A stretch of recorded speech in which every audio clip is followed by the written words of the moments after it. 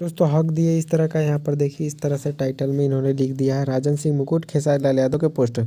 दोस्तों एक खेसारी लाल यादव का गाना आने वाला था, उसको लेकर ये जल्द वीडियो बना सकते हैं, उस पर भी शायद लिख सकते हैं ऐसा कुछ।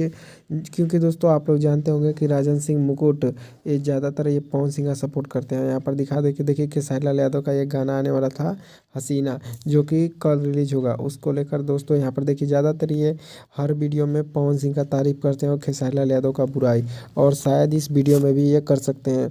और दोस्तों यहाँ पर देख सकते हैं कि इस तरह से ज़्यादातर ये बोलते हैं कि जो भी है ट्रेंडिंग स्टार पावर स्टार ये जो है वो केवल ये पवन सिंह है। और दोस्तों आपको आपकी क्या राय है इस बारे में कमेंट में जरूर बताइएगा। आज देखते हैं दोस्तों कि कौन किसका फैन ज़्यादा सपोर्ट करता है। दोस्तों देखते हैं खेसारी लाल यादव के फैंस जो है चैनल को सब्सक्राइब करके कमेंट में अपने पसंदीदा एक्टर का नाम ज़रूर लिखें दोस्तों।